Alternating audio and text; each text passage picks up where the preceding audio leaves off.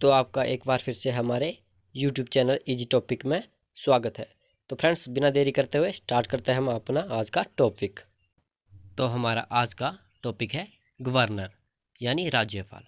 ठीक है फ्रेंड्स, तो हम आज राज्यपाल के बारे में जानेंगे कि राज्यपाल कौन होता है, उसकी नियुक्ति कैसे की जाती है, उसकी योग्यता क्या है, उसके वेतन भत्ते क्या है और उसका कार्यकाल और शक्तियों के बारे में जानेंगे। तो फ्रेंड्स, शुरू करते हैं। तो भारतीय संविधान के भाग 6 अनुच्छेद 153 से 167 तक राज्य की कार्यपालिका के बारे में बताया गया है। ठीक है फ्रेंड्स, तो अनुच्छेद 153 से 167 तक जो भी राज्य की कार्यपालिका होती है उसके बारे में बताया गया है कि राज्य की कार्यपालिका कैसी होगी, किस तरह से होगी। ये सब हमें कहाँ पे बताया गया है? भारतीय संविधान के अनुच्छेद 153 से 167 तक। तो जो राज्यपाल होता है वो राज्य का संवैधानिक प्रमुख होता है। ठीक है, संविधान के अनुसार राज्य का प्रमुख यानी हेड कौन होगा? हमारा राज्यपाल होगा। ठीक है, और उसकी नियुक्ति कौन करेगा? राष्ट्रपति करेगा। ठीक है फ्रेंड्स, और राज्यपाल की नियुक्ति राज्य में ही होती है। ठीक है फ्रेंड्स, तो प्रत्येक राज्य के लिए एक राज्यपाल होगा। ठीक है फ्रेंड्स, ये बात आपको समझ आ गई। चलो आगे देखते हैं।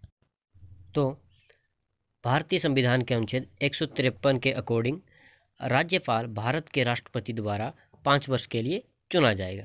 ठीक है फ्रेंड्स, और अनुच्छेद 156 में क्या कहा गया है कि अनुच्छेद 156 के अनुसार राज्यपाल अपनी जो उसकी कार्यकाल है उससे पहले वो अपना त्यागपत्र दे सकता है और राष्ट्रपति के वो राज्यपाल को उसके पद से हटा सकता है, अपदस्थ कर सकता है और उसे स्थानांतरण भी कर सकता है। ठीक है, और उसे एक या उससे अधिक राज्यों का राज्यपाल नियुक्त कर सकता है, उसे एक या एक से अधिक राज्यों का कार्यभार संभालने के लिए दे सकता है। ठीक है फ्रेंड्स, ये राष्ट्रपति के ऊपर डिपेंड करता है।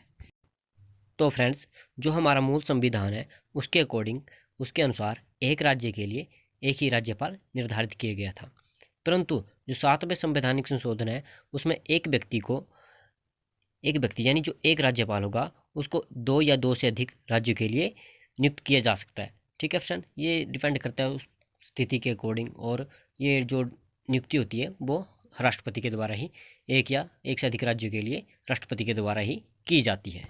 तो फ्रेंड्स, जो कि राज्यपाल होता है उसकी नियुक्ति के सीधा जनता के द्वारा नहीं की जाती, उसे जनता के द्वारा डायरेक्ट नहीं चुना जाता। ठीक है फ्रेंड्स, और ना ही राज्यपाल का चुनाव राष्ट्रपति की तरह अप्रत्यक्ष रूप से किया जाता है। ठीक है फ्रेंड्स, हालांकि राज्यपाल को राष्ट्रपति के द्वारा नियुक्त किया जाता है। ठीक है फ्रेंड्स, बात नोट करना आप, जो राज्यपाल है उसको सिर्फ राष्ट्रपति के द्वारा ही नियुक्त किया जाता है, ना कि जनता के द्वारा प्रत्यक्ष रूप से। ठीक है, और जो उसमें केंद्र सरकार की सलाह लेना राष्ट्रपति को जरूरी होता है। मतलब जो राष्ट्रपति होता है जब राज्यपाल का जो चुनाव करता है, चुनता है, तब वो केंद्र की सलाह इसमें जरूर लेता है। और प्लस एक बात और, जब वो राज्यपाल की नियुक्ति करता है राष्ट्रपति, तब वो उस राज्य के मुख्यमंत्री की भी सलाह लेता है। पर जो मुख्यमंत्री की जो सलाह होगी, वो परामर्श होगा, वो केंद्र पर बाध्यकारी नहीं होगा। उसको केंद्र, मतलब जो मुख्यमंत्री का जो भी सलाह होगी उस पर केंद्र बाउंड नहीं होगा कि केंद्र को वो माननी ही पड़ेगी, ऐसा कुछ नहीं है। ठीक है फ्रेंड्स, तो अब बात करते हैं कि राज्यपाल के पद के लिए क्या योग्यता होनी चाहिए, कि राज्यपाल की क्या क्वालिफिकेशन है। ठीक है, तो सबसे पहले क्या क्वालिफिकेशन है कि जो राज्यपाल होगा वो भारत का नागरिक होना चाहिए और उसकी आयु कितनी होनी चाहिए? 35 वर्ष होनी चाहिए। ठीक है फ्रेंड्स, और वो कोई ऐसा व्यक्ति नहीं होना चाहिए जो दिवालिया या पागल हो। ठीक है, या उसको मानसिकता उसमें कमी हो, मानसिकता की कमी हो। ठीक है, तो भारतीय संविधान के अनुच्छेद 158 के अनुसार राज्यपाल क्या है, वो संसद या विधानमंडल का सदस्य नहीं होना चाहिए। ठीक है, और दूसरी बात क्या बोली है कि राज्यपाल किसी सरकारी लाभ पद पर नियुक्त नहीं होना चाहिए। ठीक है, किसी सरकारी पद पर नियुक्त नहीं होना चाहिए। ठीक है, अगर ऐसा कोई व्यक्ति होता है तो वो राज्यपाल के पद के लिए योग्य नहीं होगा। और जब राज्यपाल अपना कार्यभार संभालता है तो उसे उस राज्य के उच्च न्यायालय के मुख्य न्यायाधीश के समक्ष जाकर निष्ठापूर्वक प्रतिज्ञा लेनी पड़ती है कि वो संविधान की रक्षा के लिए वो ये शपथ लेता है कि वो अपना कार्यभार और अपने कार्य और अपने पद के प्रति निष्ठावान रहेगा, अपने कर्तव्य का पालन करेगा और राज्य के उच्च न्यायालय के मुख्य न्यायाधीश के समक्ष ये इस प्रकार की वो शपथ लेता है। ठीक है फ्रेंड्स, तो फ्रेंड्स अब बात कर लेते हैं राज्यपाल के वेतन और भत्तों के बारे में। तो राज्यपाल को 3,50,000 रुपये मासिक वेतन दिया जाता है।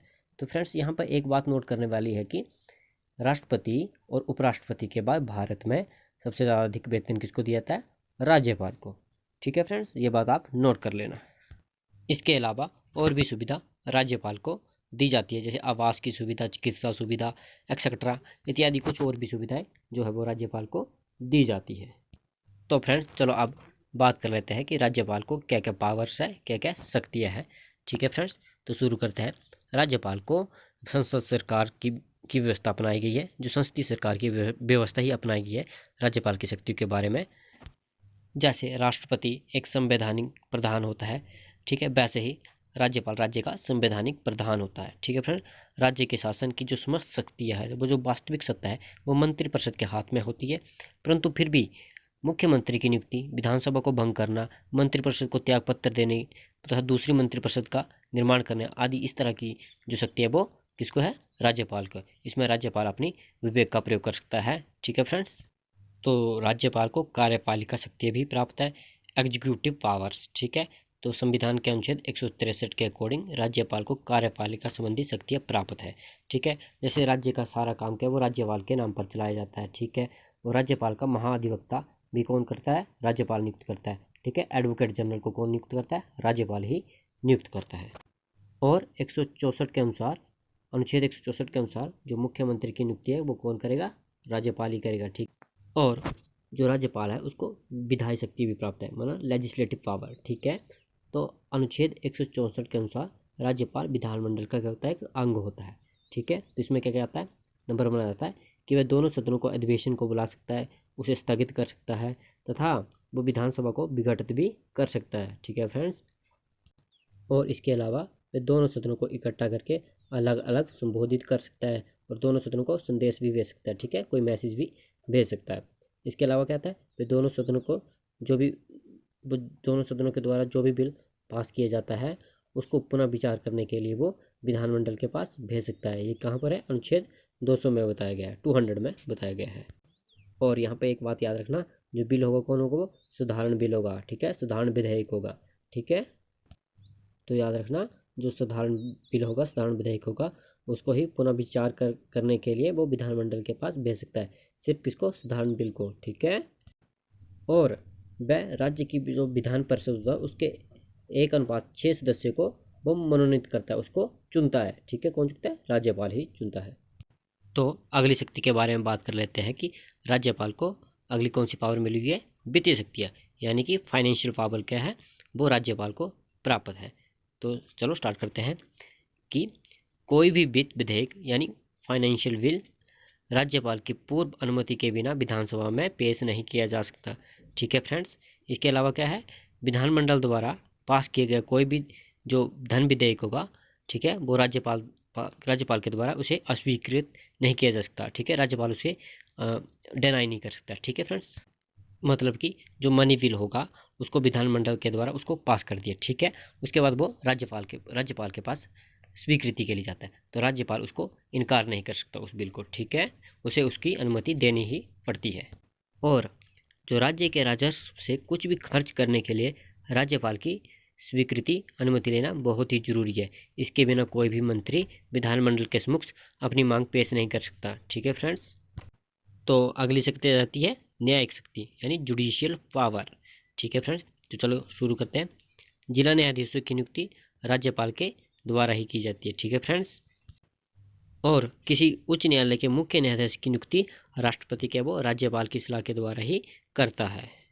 और राज्यपाल को ये भी शक्ति प्राप्त है कि वो अपराधी के दंड को कम कर सकता है, उसे स्थगित कर सकता है, उसमें कुछ संशोधन कर सकता है और उसे समाधान भी कर सकता है। ठीक है फ्रेंड्स, ये तो होगी राज्यपाल की शक्तियों के बारे में। ठीक है फ्रेंड्स, तो आज हमने राज्यपाल के बारे में जाना।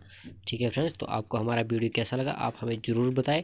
हमारे चैनल में जो नए हैं वो चैनल को सब्सक्राइब करें और हमारी पुरानी वीडियो ज़रूर देखें। Thank you friends.